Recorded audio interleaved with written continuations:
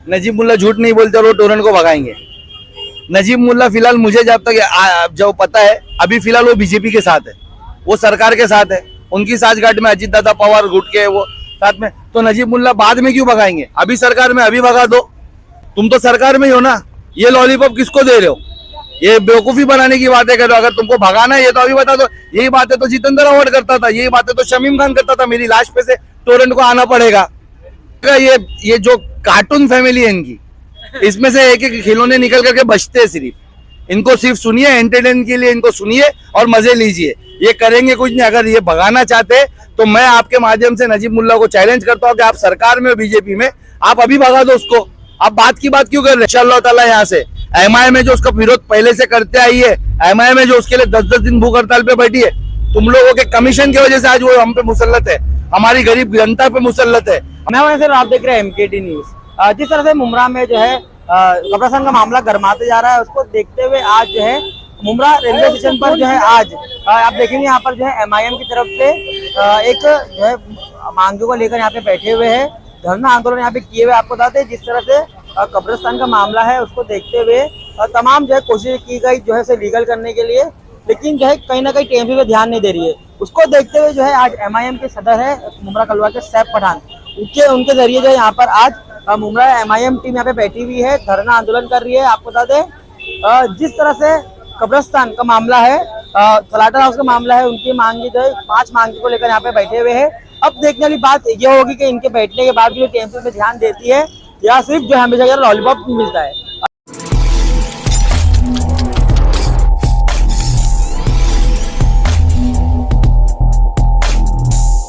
देखिए, आपको पता होगा कि 2019 में शहर के अंदर कब्रिस्तान चालू किया गया।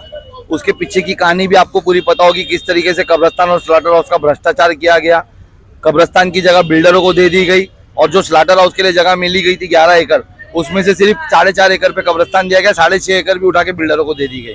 हम कंटिन्यूसली उसके पीछे पत्र व्यवहार कर रहे थे, हम कंटिन्यूसली टीएमसी से सवाल कर रहे थे कि आपने क्या बेस पे ट्रांसफर किया है कब्रिस्तान, हमको उसकी माहिती दो।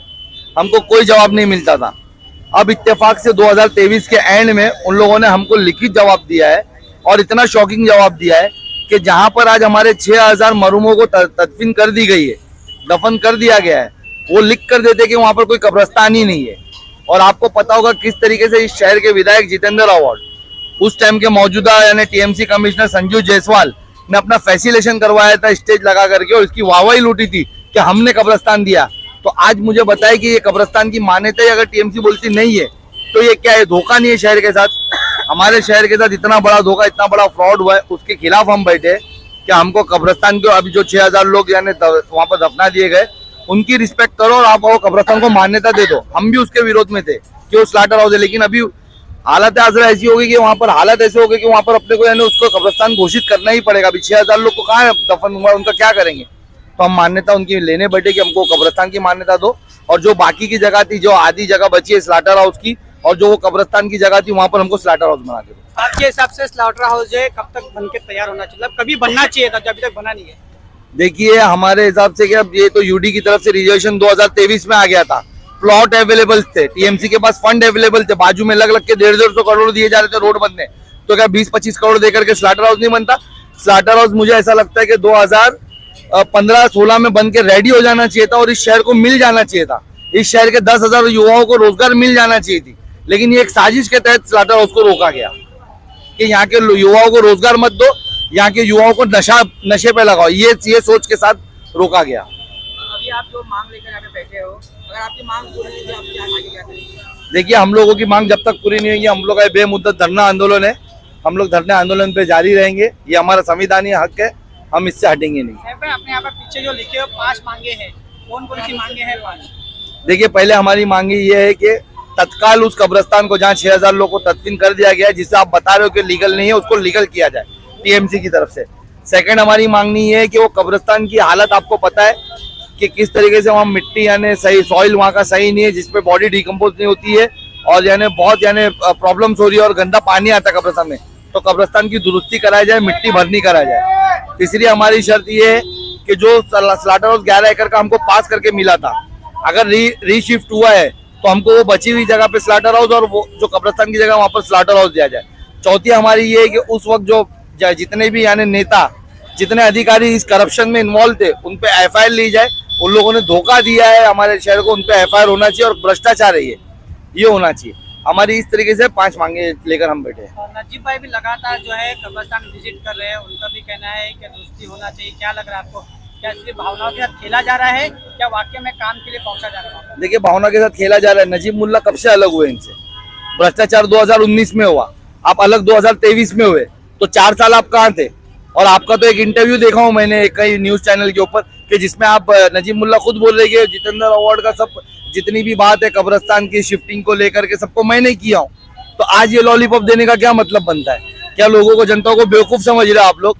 जनता सब जानती है कि जो चाचा है वही भतीजा है और जो भतीजा वही चाचा है। तुम्हारी ये राजनीति यहाँ नहीं चलेगी, आप वापस जाओ। सर भाई, कब्रिस्तान का मुद्दा जो है, रशीद कंपाउंड का जो मुद्दा है, वहाँ पर भी एक कब्रिस्तान आने का था, तकरीबन 12 साल हो गया। उसके लिए मुमरा के आवाम से कुछ चंदा भी कलेक्ट किया गया, लेकिन ऐसी क्या वजह है और कौन अहम भूमिका निभा रहा है वहाँ के कब्रिस्तान को लेकर? देखिए कि ये टीडीआर का खेल रच करके इनको यानी कब्रिस्तान को वहाँ पर रोका गया। कब से वो कब्रिस्तान मिल जाना चाहिए था, जबकि वो चंदा शहर की आवाम से चंदा निकाल के कब्रिस्तान खरीदा गया था। खिदमत ट्रस्ट ने, नातानी बिल्डर्स ने उसके लिए पैसा दिया और वो कब्रिस्तान लाया गया था। लेकिन यही शहर का जो खेल है ना, हमारे शहर के नेताओं का, इनका नाकारापन, इनकी लालच ने हम लोगों को रुका के रखा है। और अभी भी वो कब्रिस्तान जब शहर को मिल रहा है तो वो कोई किसी नेता ने नहीं लाया है, वो शहर के सोशल वर्कर्स ने। हमारी भी पार्टी के कुछ लोग जुड़े, मुझे खुद कॉल आ रहे थे उसके लिए, कंटिन्यूसली हम लोग जाके मीटिंगें कर रहे थे। जब हम लोगों ने प्रेशर पुटअप किया तो वो कब्रिस्तान आ रहा है वहां पर। अब ये आकर के यानी मैं देख रहे हम लोग के नेता लोग अब इसकी वाहवाही ले रहे, करने को कुछ भी नहीं, बस वही चालू है कि नानी के खाने पे दादी का फातिहा करने आ जाते ये लोग, वही खेल चालू है यहाँ पर। लेकिन टोरेंट का अगर मुद्दा देखिए तो सबसे बड़ा मुद्दा जो मुमरा में टोरेंट का है, कल एक सवाल ली गई थी, उसके अंदर कहा गया था आप टोरेंट को भगाएंगे, क्या कहेंगे आप? कौन भगाएगा टोरेंट? ऐसा कहा गया था, नजीमुल्लाह का कहना है कि हम झूठ नहीं बोलते, हम टोरेंट को भगाएंगे। क्या लगता है कितनी साठगांठ से इनकी तरफ से भी आया होगा? नजीब मुल्ला झूठ नहीं बोलते और वो टोरेंट को भगाएंगे। नजीब मुल्ला फिलहाल मुझे जब तक जो पता है, अभी फिलहाल वो बीजेपी के साथ है, वो सरकार के साथ है, उनकी साठगांठ में अजीत दादा पवार गुट के वो साथ में। तो नजीब मुल्ला बाद में क्यों भगाएंगे? अभी सरकार में, अभी भगा दो। तुम तो सरकार में ही हो ना, ये लॉलीपॉप किसको दे रहे हो? ये बेवकूफी बनाने की बातें कर रहे हो। अगर तुमको भगाना है ये तो अभी बता दो। यही बातें तो जितेंद्र अवार्ड करता था, यही बातें तो शमीम खान करता था, मेरी लाश पे से टोरेंट को आना पड़ेगा। वो सेम तरीके का ये जो कार्टून फैमिली है इनकी, इसमें से एक एक खिलौने निकल करके बचते हैं। सिर्फ इनको सिर्फ सुनिए, एंटरटेन के लिए इनको सुनिए और मजे लीजिए, ये करेंगे कुछ नहीं। अगर ये भगाना चाहते तो मैं आपके माध्यम से नजीब मुल्ला को चैलेंज करता हूँ कि आप सरकार में हो, बीजेपी में, आप अभी भगा दो उसको। आप बात की बात क्यों कर रहे? अरे बाद में एमआईएम भगाएगी इंशाल्लाह ताला यहाँ से। एमआईएम में जो उसका विरोध पहले से करते आई है, एमआईएम में जो उसके लिए 10-10 दिन भूख हड़ताल पे बैठी है, तुम लोगों के कमीशन की वजह से आज वो हम पे मुसल्लत है, हमारी गरीब जनता पे मुसल्लत है, हमारी माँ बहनों के जेवर बिके जा रहे हैं उसके चक्कर में, लोग अभी भी जेलों में फंसे पड़े। ये तुम्हारे वजह से, तुम्हारे लोग का यानी लालच की वजह से, इंशाल्लाह ताला तुम्हारे कमीशन खोरी की वजह से, इंशाल्लाह ताला मैं विधायक जितेंद्र अवार्ड और उसके छोड़े हुए जितने भी नेता आज अलग बन के घूम रहे हैं उन सबको बोलूंगा तुमसे कुछ नहीं हो पाएगा। इंशाल्लाह ताला टोरेंट को एमआईएम ही भगाएगी, ये इलेक्शन के बाद हम ही भगाएंगे इंशाल्लाह। आखिरी सवाल रहेगा आपका, टोरेंट को लेकर जो है एक ग्रुप बना हुआ था मी मुमरा करके, उसमें धरना प्रदर्शन भी हुआ। रफीक मुकादम जो है मरहूम, उन्होंने भी जो है काफी रोल निभाया था।